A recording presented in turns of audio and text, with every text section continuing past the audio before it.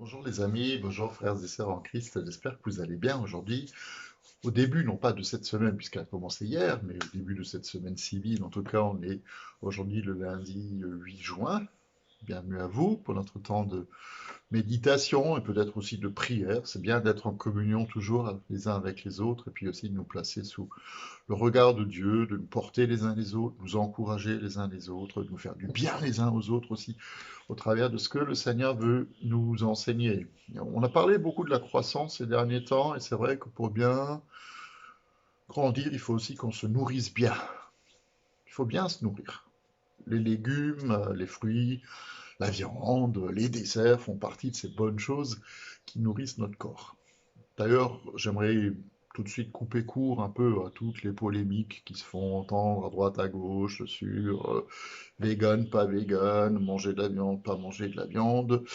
Je vais juste reprendre ce que dit la parole. Tout est bon à manger, sauf évidemment le pangolin ou la chauve-souris dans cette période de crise, évidemment, c'est logique.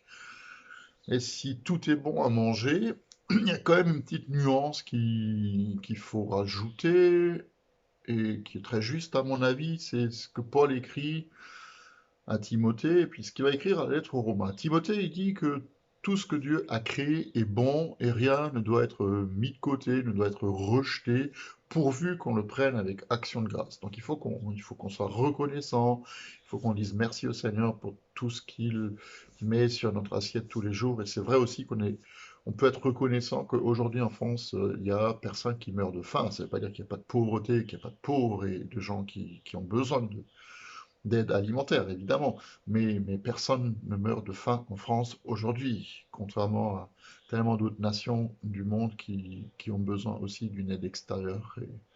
Et on est aussi là pour ça, et on prie aussi pour toutes les sociétés missionnaires, pour tous les groupes, toutes les œuvres qui se font un peu partout pour soulager les maux MAUX du monde, entre autres évidemment la faim, mais aussi la pauvreté.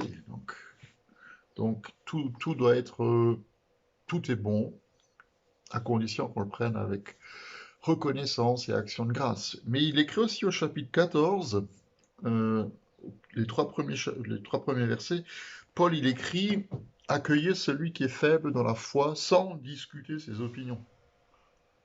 Et il prend comme exemple la nourriture. L'un a la conviction de pouvoir manger tout, l'autre ne mange que des légumes, que celui qui mange de tout ne méprise pas celui qui ne le fait pas, et que celui qui ne mange pas de tout ne juge pas celui qui le fait, car Dieu l'a accueilli.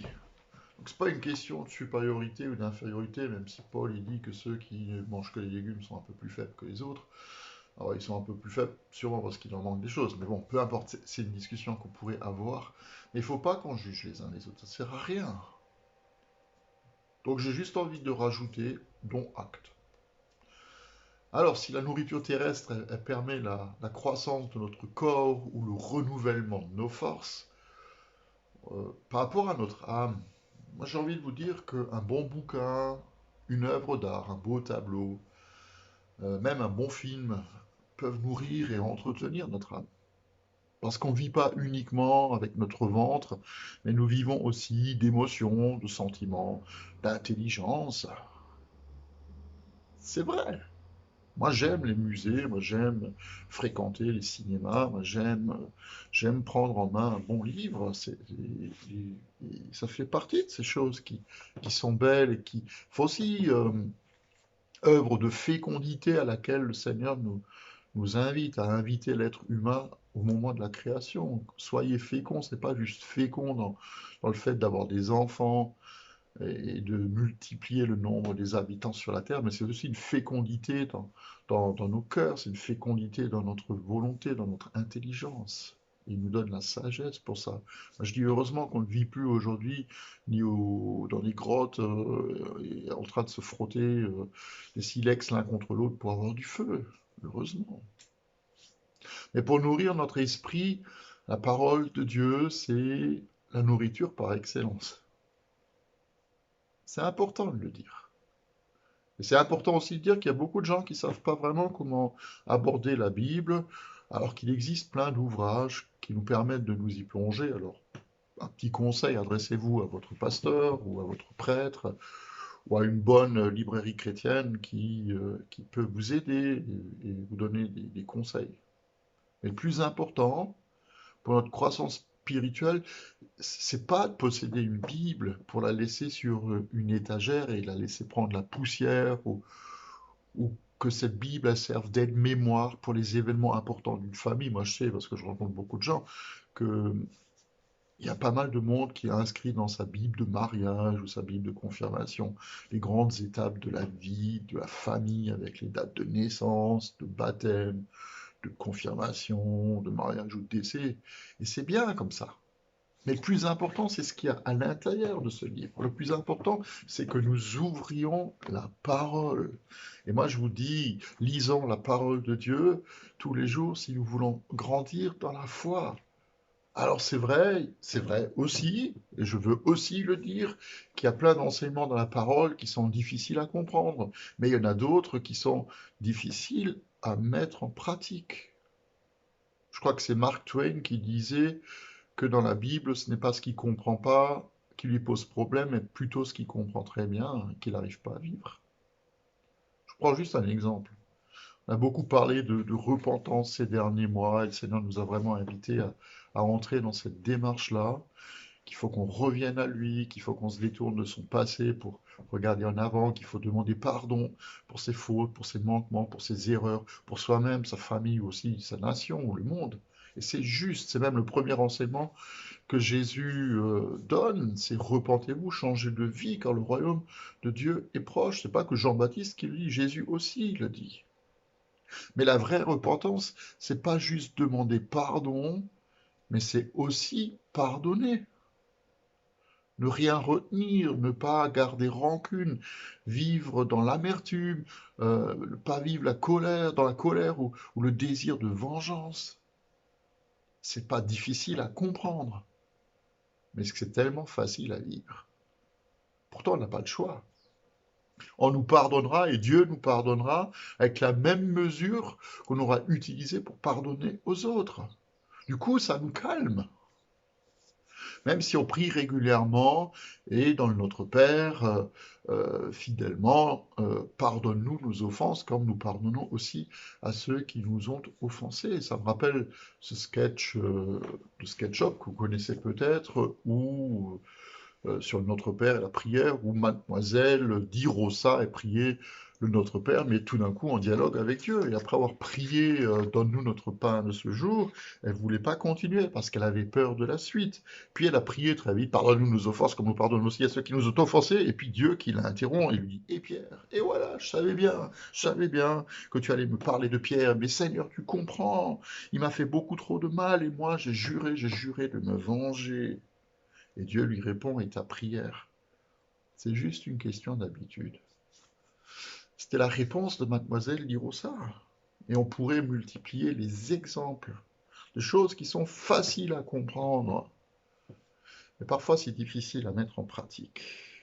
Ces exemples sont très concrets. Est-ce que vous comprenez?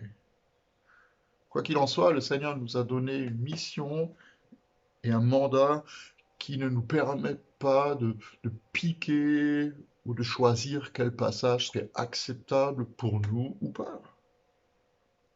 Il est dit en Matthieu 28 que tout pouvoir lui a été donné dans les cieux et sur la terre. Allons, allez, faites de toutes les nations des disciples, baptisez-les au nom du Père, du Fils et du Saint-Esprit et enseignez-leur à garder tout ce que je vous ai prescrit. Tout ce que je vous ai prescrit. Et ça, c'est un bon condensé de notre appel. Pour résumer, c'est parce que lui, le Seigneur, a reçu tout pouvoir dans les cieux et sur la terre que nous devons aller, que nous devons faire de toutes les nations des disciples, leur enseignant ce qu'il nous enseigne. C'est un mandat, pardon de le dire comme ça, pour utiliser un langage des agences de voyage, mais c'est un mandat, c'est une mission qui est all-inclusive. Le but du Seigneur, c'est de ramener toute sa création sous son autorité suprême, sous son règne. C'est ça notre mandat. Il est clair que nous ne sommes pas qualifiés pour cette mission, à moins que le Seigneur soit le Seigneur de toute notre vie. Ça ne veut pas dire, comme je l'ai dit plusieurs fois, que nous devons atteindre la perfection pour commencer, sinon on n'irait pas très loin. Mais comment est-ce que vous voulez enseigner à d'autres ce qu'ils devraient faire si on ne le fait pas nous-mêmes? Comment est-ce que vous voulez enseigner à d'autres personnes à obéir au commandement du Seigneur si nous ne nous mettons pas nous-mêmes sous la loi de notre Dieu, sous les commandements qui ne sont pas pénibles d'ailleurs, dit Jésus, et si on ne les met pas en pratique? Est-ce qu'on sait au moins ce qu'il nous a commandé? C'est une bonne question qui mérite réflexion, évidemment, et je vous laisserai à cette réflexion en priant que le Saint-Esprit vienne vous éclairer, vous parler, et puis demain on va continuer dans notre thème de la croissance par rapport à la parole, la nourriture spirituelle qui est la parole de Dieu. Et je vais vous donner quelques petites pistes aussi pour nous aider à avancer dans cette voie. Que le Seigneur vous garde, fasse du bien à la fin de cette journée, et puis, vous souhaite aussi une bonne nuit paisible et je vous donne rendez-vous demain pour notre méditation. À demain!